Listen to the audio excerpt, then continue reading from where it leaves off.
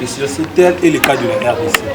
Nous sommes dans un état unitaire parce que, bien que nous ayons des provinces, nous ayons des entités territoriales décentralisées et décomposées, mais les pouvoirs émanent du pouvoir central.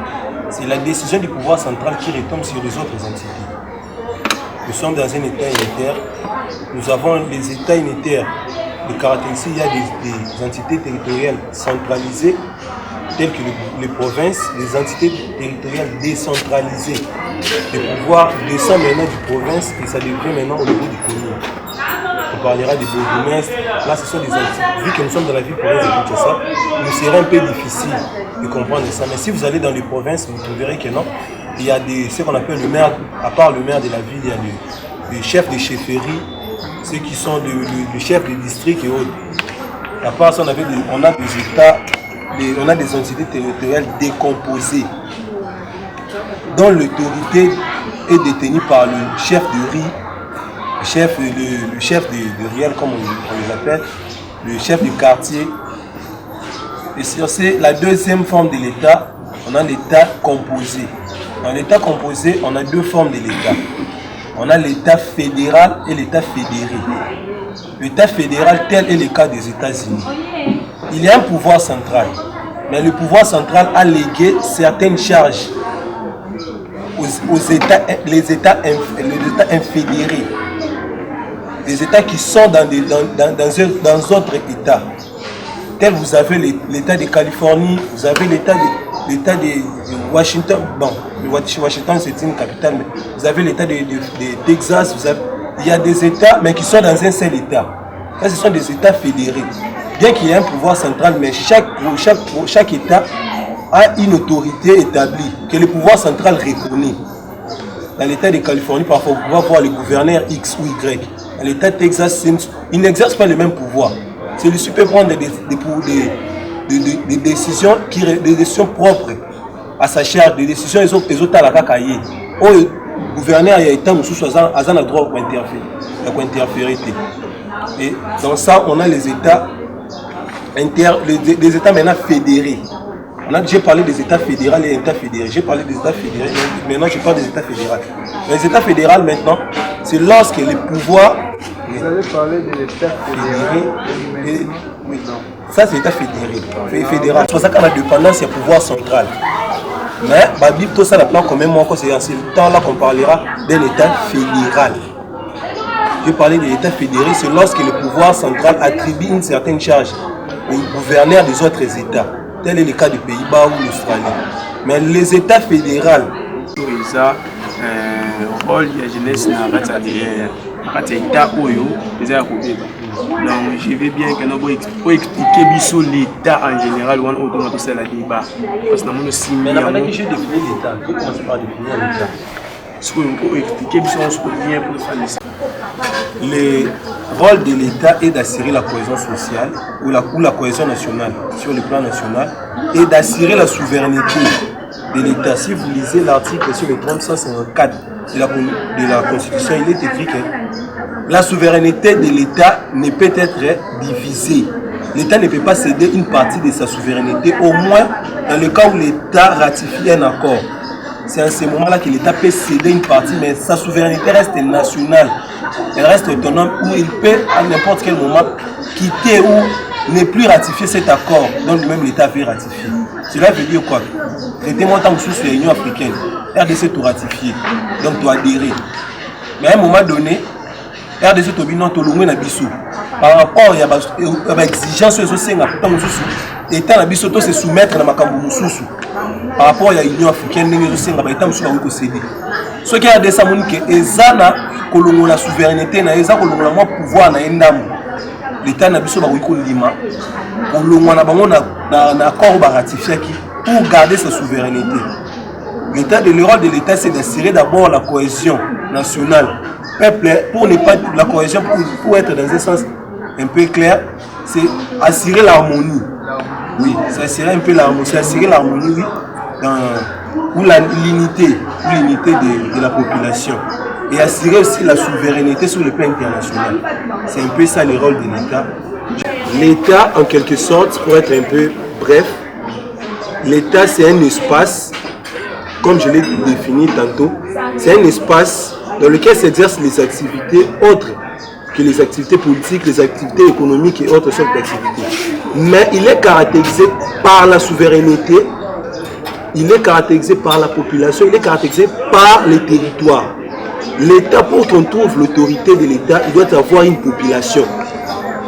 Une autorité de gouverner sur le gouvernant. Parfois, on pose à l'autorité, on se pose sur cette terre. Mais il n'y a pas déjà sur qui vous pouvez gouverner. Vous êtes l'État par rapport à qui? Vous avez l'autorité par rapport à qui il n'y a pas de gouverner. Pour qu'il y ait une autorité, il doit savoir de gouverner sur qui vous avez le pouvoir d'exercer ces pouvoirs-là. Et il est caractérisé par les territoires. Vous ne pouvez pas être un État sans avoir un territoire sur lequel vous allez exercer ces pouvoirs-là. Il doit avoir un territoire et il doit avoir une reconnaissance sur le plan international. Parfois, vous pouvez faire une balkanisation. La communauté internationale ne vous connaît pas comme étant un territoire. Tel est le cas de l'Est. Il y avait certains territoires où les miliciens avaient occupé illégalement. Mais c'est reconnaissé comme ces territoires-là étaient reconnus comme leur propre État, leur propre territoire. Mais sur le plan international, il doit y avoir une reconnaissance sur le plan international qu'on reconnaît que tel territoire appartient à tel État. J'ai essayé quand même de me résumer sur ça. Quelle peut être la différence entre directement le pays? Quand on prend le chef de l'État, c'est directement le président de la République, le président du pays. Maintenant, quelle est la différence entre ces deux termes? L'État et un pays et un État. Y a-t-il une différence entre ces deux mots? Je peux dire que ce sont juste des connotations qui semblent être un peu différentes, c'est un peu synonyme, oui. Vous entendez parfois parler d'un État souverain, mais vous entendez aussi parfois parler d'un pays souverain. Ce sont juste des connotations, ce sont juste des mots qui sont un peu synonymes, mais qui ont juste certaines différences.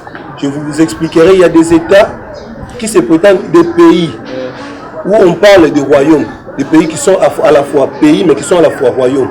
Tel est le cas du Maroc. Le Maroc, c'est un État. C'est un pays, mais c'est un royaume. Mais c'est la forme du pouvoir politique qui différencie un pays et un État. On l'appellerait le Maroc. Étant qu'État ou étant que... Bon, on peut l'appeler. Des fois, il y a certains qui l'appellent l'État du Maroc. Il y a certains qui l'appellent le Royaume du Maroc. Il y a certains qui l'appellent le pays Maroc. Mais l'appellation vraiment par rapport à appeler un pays qui s'étant déjà donné comme étant un royaume, pour l'appeler encore un pays, c'est difficile. Tel est le cas du Royaume-Uni. Le Royaume-Uni, c'est juste un pays, c'est un agglomérat de pays. On a l'Islande, on a les pays de Galles, on a l'Angleterre également. C'est un agglomérat de pays dont on trouve plusieurs États dans lesquels. L'État, donc, c'est un État, on trouve un autre État dans un autre pays.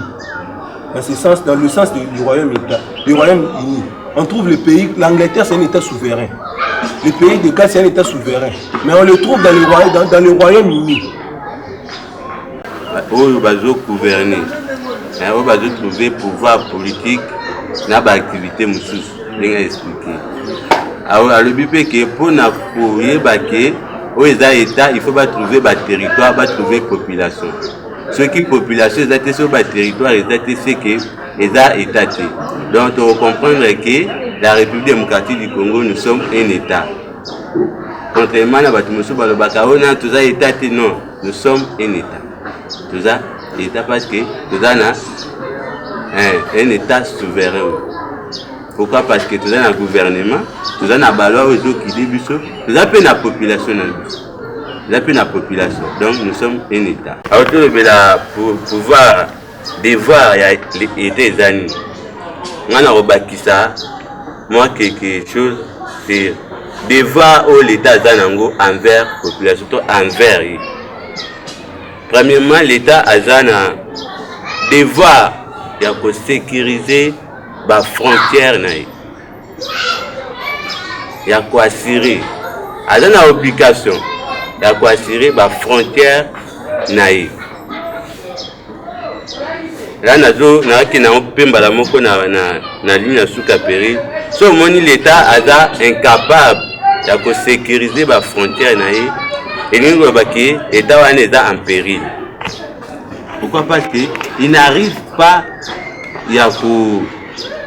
ya ko jouer rôle na ye waza na donc rôle amune parce que tant l'état a zokoka te ko sécuriser ba territoire na ye ba frontière na ye c'est qu'il y a un problème moko sérieux dans le coin na kati ndaku 23h bien sûr beaucoup na kati ndaku mais botiki ba porte akofuma donc ndaku ane za en péril parce que muibi akokota tanyo so alingi aza ndaku ane za en danger en péril akokota ayibi abomi pe pourquoi parce que botiki lenzela tandis que ba para baza na kati ndaku wana baza censé ya ko contrôler ta mikolo moko baza censé wana pona ko vérifier est-ce que ndako bakangi consort sur l'état azo arrivé à sécuriser la frontière na été c'est que l'état wana est en péril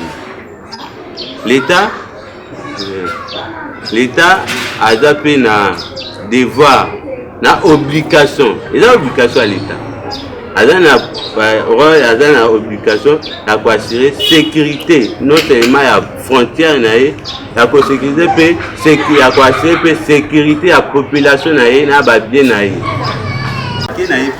parce que l'État est incapable de sécuriser la population na ye na ba bien na bango c'est que l'État wana est en péril est en danger donc est en danger l'État a dû assurer la responsabilité. L'État a un débat, puis obligation. Et donc, tu as reçu un article. Il y a une obligation à passer l'éducation. Ce qui est éducation, c'est des trucs parce qu'on est à base. Donc, la population. Social, la population. Wana eza ba rôle, ba obligation au l'État a un devoir. Ce que l'État a dit que va biloko wana ndamu na tangité c'est que l'État est en péril et surtout pour sécuriser la frontière. Oui. Péril tel que la RDC, tout le économie. Tout le monde en RDC, l'économie est très faible. Et on va faire en sorte que à tel secteur, mon côté na mboka mune le RDC est à la maintenir, est à la malam. Donc ils sont pas si kolia na pas si komena pas si kotonga na pas si donc banzela malamu zate santé ya malamu te babiloko wana nyonso mpona économie eza faible vie sociale ebonga ndeni nyonso wana ezolaisa ke RDC vraiment toza na état moko vraiment en péril en danger. Okay. Donc c'est ça on a baisa économie nde eza isu motu ya makasi. OK. Wana na bakitelo kama mungu ngana tangi te mais yo mutu tangi otangi RDC wana eza to partager eza kana biso sikoto bando tala est-ce que RDC eza un état à danger ou comment par rapport à biloko na tangi donc ce qui l'état congolais a dû arriver c'est à sécuriser la frontière na ye pour assurer éducation sécurité et la population na c'est que tout ça à danger question parce que débat eza na sujet CG est le rôle de la jeunesse dans un état. Mais concernant moi, presque tout le lobby, je vois que moi, Liban est un CG. Oui. Parce que le rôle de la jeunesse dans un état en péril. Surtout 8 hommes. La terme toi la mot-clé. Dans ce sujet ici, le mot-clé d'abord c'est quoi? Trois grandes lignes non, toi qui es malin. Mot-clé d'amistad. Mot-clé, tout là, compréhension des sujets. Maintenant, quand vous dites la compréhension des sujets, dans un sujet, il y a toujours un mot-clé. Le mot-clé, c'est le mot qui détient le vrai sens du sujet. Maintenant, dans le lobby, les rôles de la jeunesse dans un état en péril. Donc, moto a 600 c'est ces jours de la jeunesse. Non, toi qui ne l'aime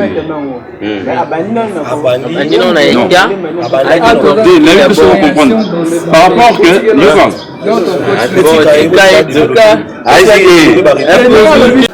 pourquoi le lobby bon? Parce que tant l'État congolais, soit Nini, a peut-être à mesure, il y a la frontière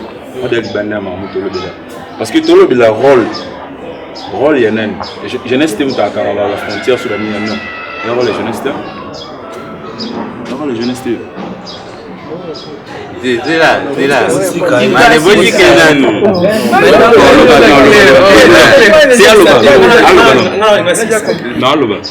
là jusque là notre côté en profondeur de notre sujet tout ça la compréhension du sujet notre bandit de notre utilisation de préambule tout ça un concept pour nous comprendre le sujet dans le bic tout ça non nini compréhension du sujet on doit comprendre le sujet on doit toucher le concept peut-être que moi on a évité qu'est-ce qu'est un état si on peut ça y sujet alors que état na kati alors que péril na kati ba moi na tant qu'il y bien monté sujet pour semble difficile moi développer yoka non to ke malemi na boina on le vidéo mais na sujet quand on il y a des mots difficiles quelque chose qui est difficile comment on travaille il faut les mots ça lire et relire le sujet en plusieurs pour connaître la loi on parle de choses il y a des mots il y en a l'obligation parce que nous tout ça là dans un sous forme il y a sujet de travailler à la dissertation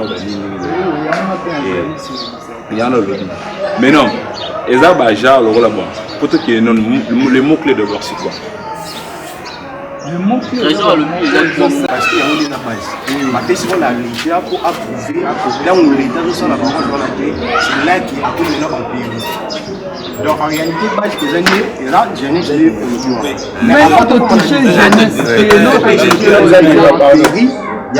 maintenant comment vous retoucher dans nos jeunesse tandis qu'il y a la base parce que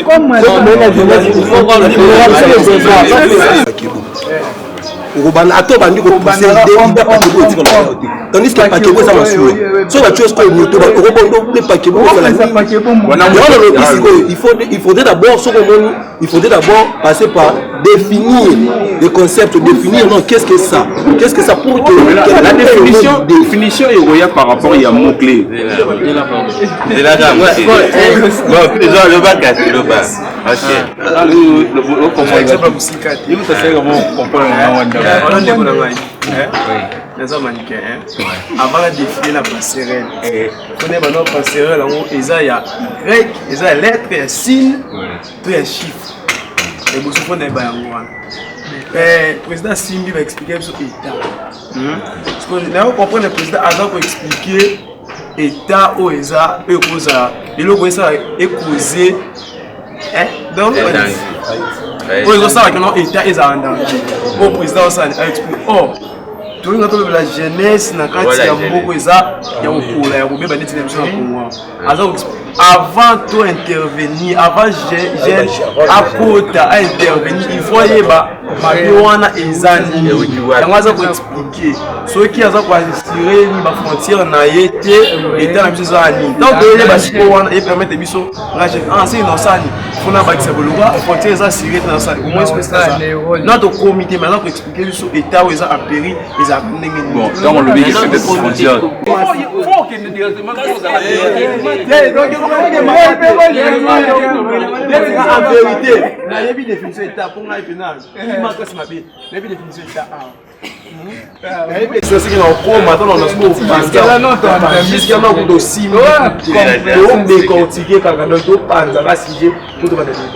Bon alors voilà donc tu as juste une introduction à ton développement. Non, on peut la rendre comment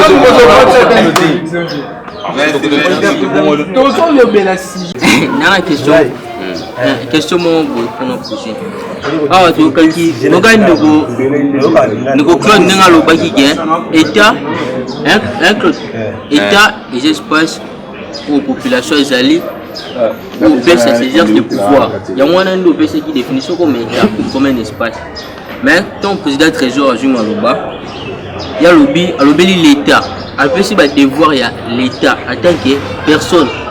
Est-ce que je me fais comprendre? Il y a peut-être devoir il y a l'état en tant que personne mais tandis que quand on a l'état comme un espace c'est quoi quelle différence entre ça état espace dans l'état personne état d'ami balé. Donc vous comprenez, tu vois, une personne parce qu'elle a posé sur le balé, c'est le bosso ou comment. Merci beaucoup. Donc, quand tu as un cas, tu as maman Likam. Alors, si on est au Royaume, tout le monde est l'État pour sécuriser la frontière, pour assurer l'éducation à la population. L'État est incapable de faire ça. Maintenant, quel est notre rôle? Voilà, alors, quel est notre rôle? Nous avons fait ça. Ma candidature est trop réfléchie. Depuis que je suis pour papa, ça va le bagage. Tout à la réaction, tout à la congélation, mais tout à la réaction. Donc, je fais ce coup. Je suis en train de faire excellent. Ok, monsieur Bessial. Jusqu'à présent, tu les as dit. L'État n'est jusqu'à présent, il s'est mobilisé. Il faut qu'on mobilise, c'est marché. Quand l'État nous avons la volonté que non, ils ont la espérance. Mais c'est ça la réalité. Non, je parle, c'est ça la réalité. Les États ça ni. C'est le peut-être qu'il peut mentir des sangs. Est-ce que le président peut dire m'a dit non, je parle, il va vous répondre. Découragement, baya ba télémi. Oyoki le samu sana kwa nini? Le sana ndenge nini? Et donc il faut que pesa biso yango, nous ko le belango bien ki, ko pesa biso yango te on le bela bino. Baza près ba père des familles, baza près à koya. Baza près à koya, on a tout retourné, on a profondeur. On a les na suku. Awa, moi que 5 minutes à communication, à communiquer pour que tout panza tout à la prochaine. J'espère bien que si j'ai là qui commence à mon diplôme, ça me même bien. Je vais rien faire pour la tempête. Le mobiliser vraiment pour les macabres, le CRD, nous allons vraiment ça la fait. Surtout s'abonner à la chaîne de ça. Puisque là, des semaines à moi, vous avez abonné à la paix à la caractère pleine. Mais, puisque là, on a dans Android, à s'abonner à la paix, c'est-à-dire à la relation publique, à s'abonner à la paix. Tout s'abonner. On a dans mon téléphone Android, là, il faut montrer les comptes pour s'abonner. Attends, on sait la montée, mais il faut s'abonner. Membre de l'ASIE, Pierre de lettres. membre de l'ASIE, Pierre de lettres. Pierre de lettres. Pierre de lettres. oui, je suis